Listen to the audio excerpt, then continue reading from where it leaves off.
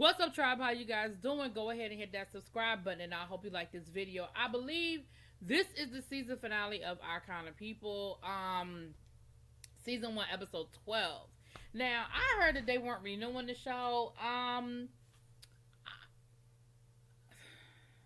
on the fence about how I feel about that. Like, a part of me is like, it was getting on my nerves a lot of the season, but I'm kind of here for the story, right? So, maybe Owen will pick it up or something. I don't know. We know they picked up All Rise. But anyway, let's get into this final episode. So, we see where Angela and the family are packing up, getting ready to leave, and head on out of town. But not before she creates her new hair care line. She's naming it after Nikki. And they have like a whole moment of reflection about where they started at the beginning of the summer and where they are now. And I do think Nikki has come a long way. Remember, at the beginning of the summer, child, Nikki was angry. She was smoking weed and all kinds of stuff she had going on, child. But she's definitely, in a much better place. And so,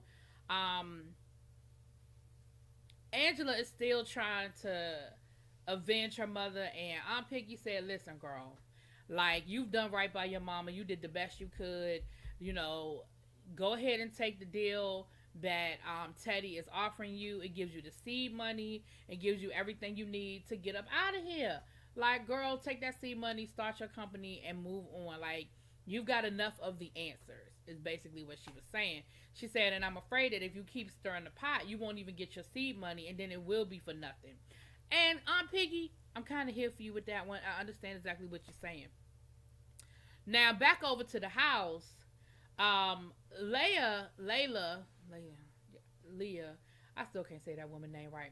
But she is still feeling some kind of way. She's like, listen, my mom was the most revered, president of the Great Cities, and,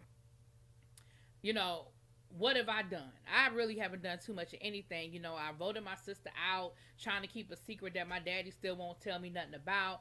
And I just kind of feel some kind of way about it. And, Raymond is telling her, girl, don't worry about it. Like, you can still do something. Like, you still the president. If you got something you want to do it. While that's going on, Nikki, Taylor, and cousin are down at the beach, and of course Taylor feels some kind of way because Nikki is talking about how wonderful it is and how great life is and how much fun she had this summer, and Taylor is sitting there looking like the cat that ate the canary, and she is like, listen, I'm not happy about the fact that I have to keep this a secret. And Cuz is like, listen, I just want to hold on a little bit longer. It's the end of the summer. I really don't want to ruin her summer. But baby, by the time it's over with, Taylor says, listen, I got to be honest. And she breaks up with Nikki. Now, Nikki ends up going off and doing what we all do when we get our feelings hurt. She basically let Taylor know, I wish I never met you. I wish I never fell in love with you. You ain't shit. You know what we do when we get mad. You know how we get in our feelings. So Leah decides that she's going to call Angie to come to this Great Cities meeting. She calls an emergency Great Cities meeting, and she's going to try to convince the Great Cities to accept her. Now, here's what I think is stupid about the whole situation.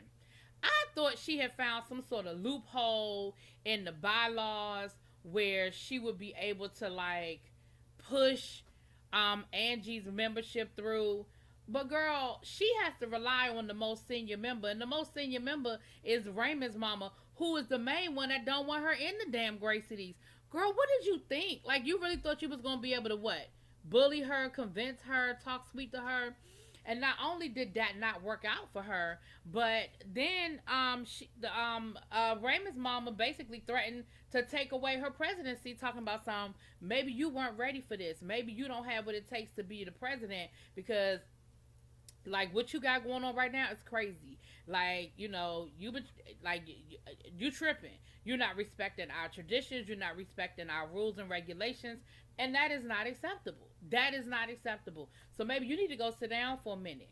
Now, of course, we know Leah don't take that. Leah said, listen, not only am I not going to go sit down nowhere, okay? Please know that this illumination ceremony that we're going to have is going to be the biggest, the best, and the baddest illumination ceremony we ever had, okay?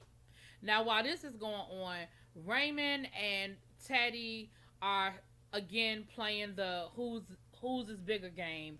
Um, and Teddy let Raymond know that not only are you not getting those Darman shares like you thought you were getting those Darman shares, I have reason to believe that that that Jake's death wasn't as innocent as you tried to make it out to be, and you pushed through. And I've had my private investigator turn up some reasonable doubt. So yes, those shares will come to me, and you are not in charge of nothing. Now, again, I understand how maybe the shares would be in limbo. But how do you get control of the shares? Because you still don't have a signed copy of the contract. So you still can't prove that those shares belong to you. But okay. Anyway, so while this is going on, Angie's back at the house with Nate and Sexual Chocolate, right? Now, she gives the gun to Sexual Chocolate that she got last week, and she says, "Listen, is there anything you can do with this?" Like, and she gives him the whole story about the gun, where it came from, and all of that. And she said, "I suspect that Teddy done committed some sort of crime with this gun. Is there any way that you can maybe run the ballistics, so you can look see if your father?" I'm sorry, she didn't say run the ballistics, child. She said, "Is there any way you can look to see if your father had bought the gun for him, if you could find any records of this gun belonging to Teddy? Like, I know you might feel some kind of way about going through your father's belongings, but can you check it out for me?" And of course he said he would, and the whole time he side-eyeing Nate because he feeling some kind of way about Nate. Now Aunt Piggy comes in, and she has another little piece of the puzzle. She finds out that Teddy's brother was actually killed the same night this whole Gracie situation and went down. I mean, the illumination ceremony and the night he showed up with the gun. And now they're trying to put pieces together. We know that Teddy and his brother weren't getting along as it relates to them fighting over the drugs down in the low end side of town. And so now they're trying to piece it together and maybe feel like maybe Teddy has something to do with his father's death, right? So Angela agrees to help her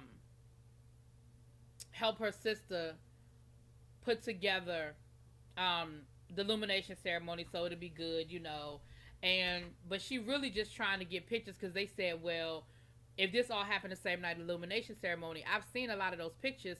Maybe I could put together a timeline and see if possibly Teddy wasn't there for part of the night, and maybe he would have had time to go meet up with his brother, and bada boo, bada bang, something go down.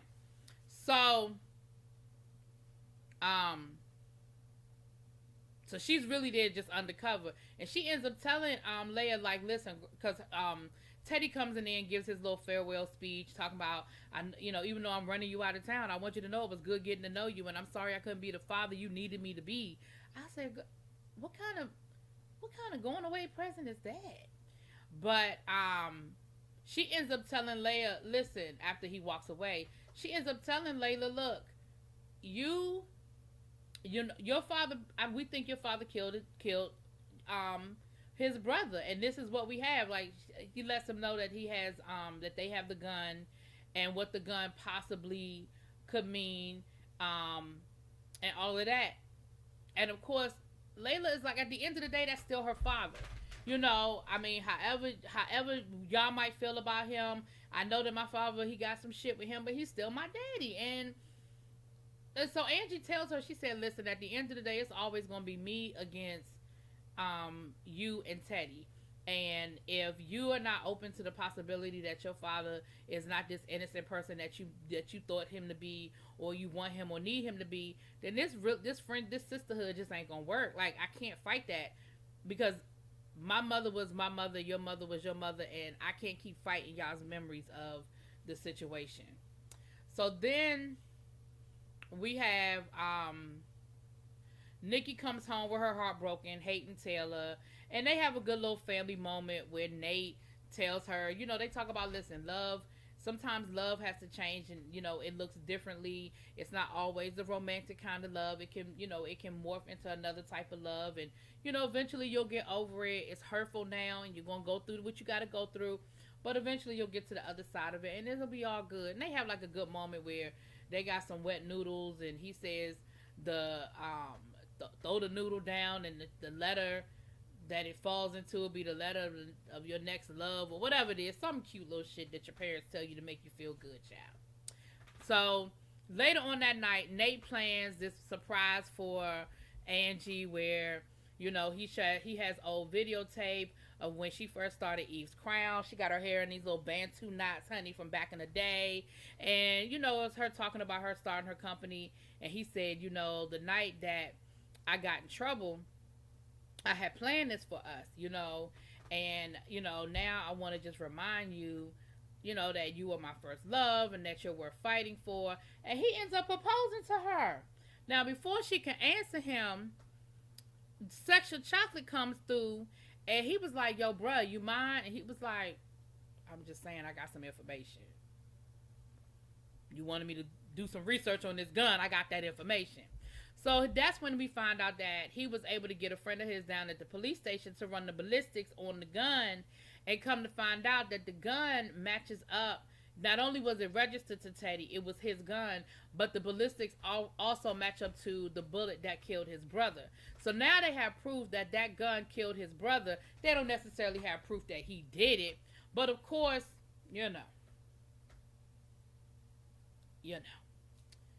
So now back over at the mansion, Lauren and Taylor, they are loving their new life of being together now, especially now that Taylor then broke up with Nikki.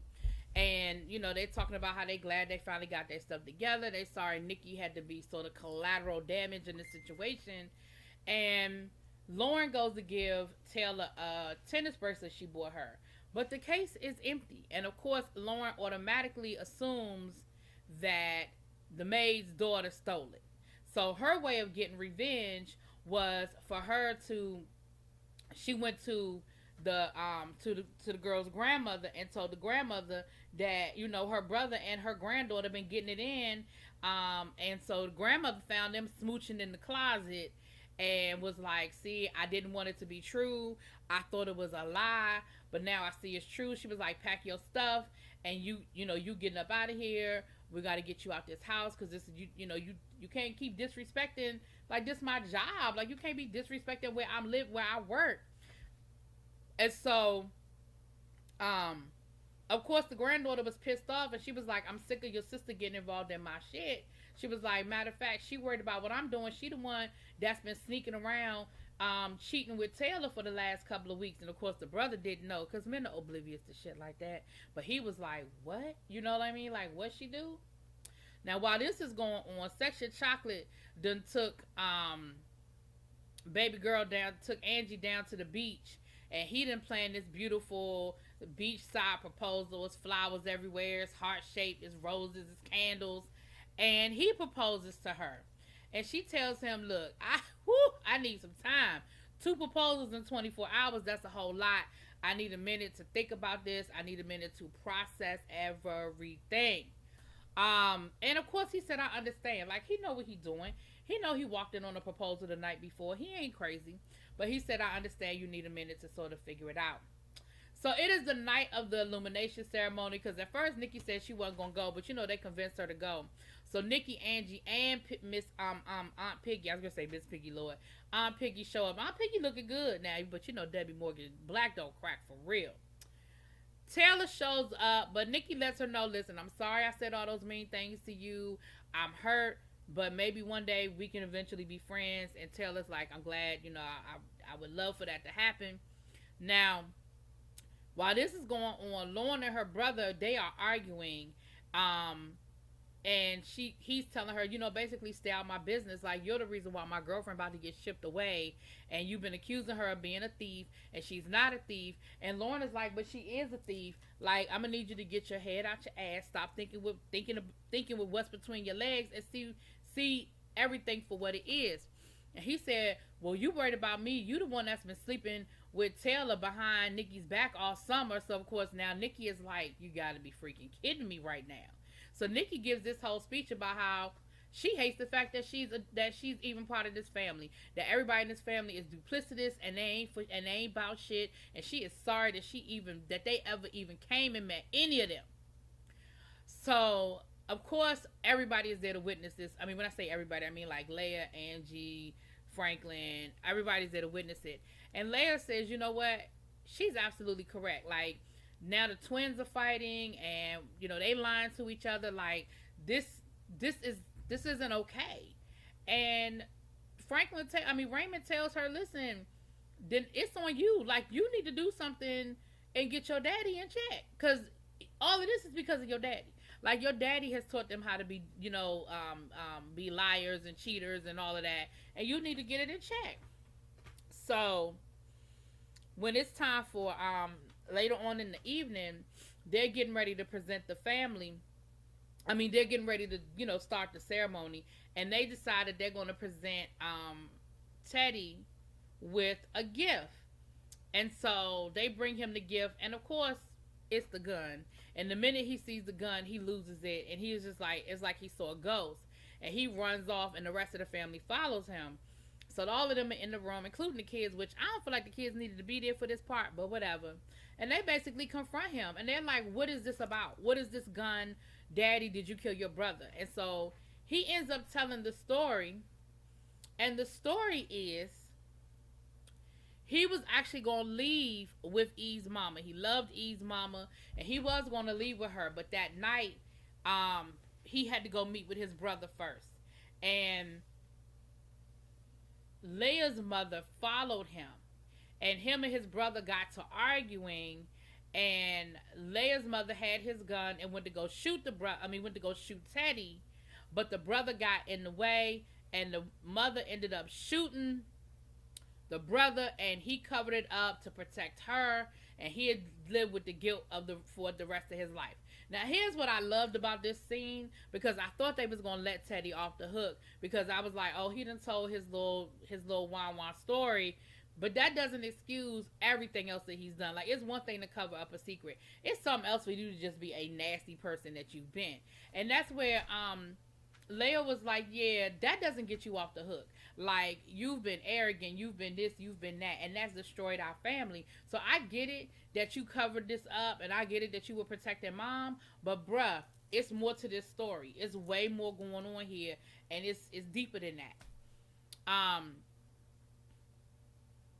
And she said, and you're gonna pay for it. So this is what you getting ready to do. Basically, she had him step down from the board, which is where we started at the beginning of the season, right? With her taking over the company. And so then Eve was like, not Eve, Angie was like, okay, well, then who set up my mother? And he was like, I don't know who set your mother up, but it wasn't me. Like, I didn't do that. I was going to leave with her. I wouldn't have set her up. Like, I loved your mother. He said, if anything, I'm guilty of loving the right woman at the wrong time, but I really did love your mom. And so she was like, okay, well, then what the hell? Like, so now she's really trying to figure out, well, who the hell set my damn mama up? So later on, we see Angie, we see that Raymond's mother is out there talking shit about Leia and how everything is running behind, and they're not, there's a timeline that they're supposed to start dancing at a specific time so they can get through the ceremony, and at the end of the ceremony, they take their talented 10th picture, and that's tradition, and it's supposed to be taken at 10 o'clock on the dot, and how Leia doesn't respect punctuality. And Angie says, you know what? She said, I really feel like this whole talented 10th, picture is a little outdated. I mean, at this point, can we all just agree that if you work really hard, you could be successful? She said, but I did notice that you missed your talented 10th picture. Where were you that night in 1984 at the end of the ceremony?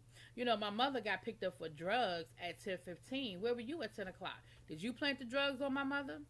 Baby, she said, you know what, I did. She said, if we're going to tell it, let's just tell it. I absolutely did. I planted those drugs on your mother because your mama won't shit. But she didn't say that. I said that. That's my juice.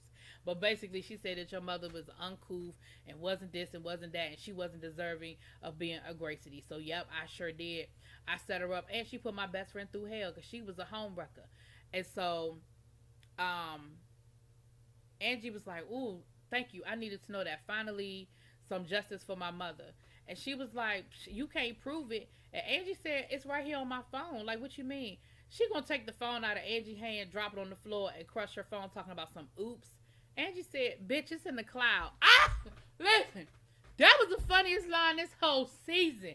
She said, bitch, it's in the cloud. She really thought she'd done something by breaking that woman's phone. Girl, I was cracking up. So, basically, we see that. So then the next thing we see is we see the illumination ceremony, and we see the candidates come up one by one and get pinned and become a member of the Gracies.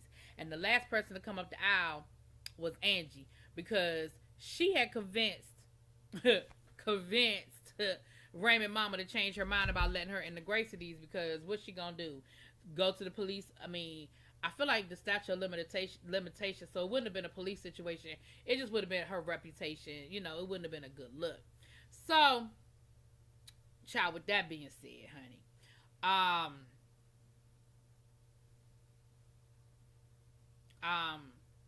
later on that night, you know, Angie and Leia, she said, how in the world did you convince her? And so she, you know, she let her know, like, listen, she the one that set my damn mama up. And not only did she, did she change her mind about letting me in the Gracies, she's also going to be my silent partner in Eve's Crown. She always wanted to go into business, so now's her opportunity, but she's going to be a silent partner. I said, yeah, okay. I'm glad you think that's going to stay silent. Okay. So then Aunt Piggy and Franklin have this weird exchange where she, you know, she thanks him, you know, for saving her life. She said, I know that sounds crazy, but you tricking me into thinking I killed what's the face, you know, help me get clean and stay clean. And I'm like, but you just had a whole relapse. You just had a whole relapse, Aunt Piggy. What you talking about? See, this is I'm talking about. Anyway, unless you lied about being on drugs again, but anyway. But they have this just really weird exchange where, you know, because Leia also told him he had to get out the house, child. So his car came to pick him up, and I almost felt like they was gonna leave together and maybe go have a night of passion, but they just had this look. It was weird. I don't know. Again, going into next season, if it was something we were supposed to pick up from that scene, I don't know. Then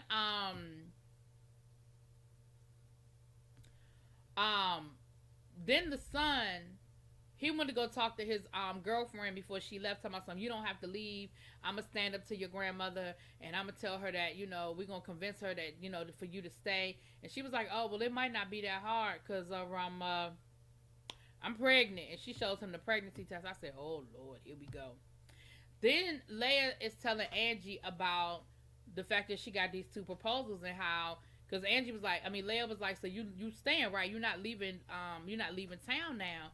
And she was like, I don't know, like I got these two proposals, but you know, one of these men, I'm gonna end up letting them down. But we see that she ended up choosing sexual chocolate. So I don't know what that means for Nate, but she chose sexual chocolate, honey. And last but not least, we see Leia and Raymond having a great moment. They in the office about to get it in on the desk, and she tells Raymond, listen, you're gonna be the new CEO of Franklin Industries. And he was like, what? I thought that's what you always wanted. And she said, you know what, that's not what I always wanted. I always did it for my dad. I'm gonna go and work with Eve, and you know, I'm gonna work with her and help her with I keep wanting to say Eve's Bayou, with Eve's Crown. But this is your company, you know, so I'm gonna let you run the company while I go work with my sister, and we're gonna, you know, to continue to build our sisterhood and our friendship. And so he said, okay, well, I got something for you. So he gets up to go leave, and while he leaves, she sits in Teddy's chair, and she turns around and kicks her feet up. Now, I thought she was going to go snooping and find that glass with his mama's lipstick on it. But somebody came in there and was like, Teddy Franklin, and shot her because her back, so they didn't know it was her in the chair. So that's how the whole thing ended. So again, I kind of hope there's a season 2, because who the hell shot her? I feel like who shot JR? I mean, who shot Leia? I don't know. Anyway, that's what happened. Y'all let me know what y'all think. Drop it in the comments. Peace.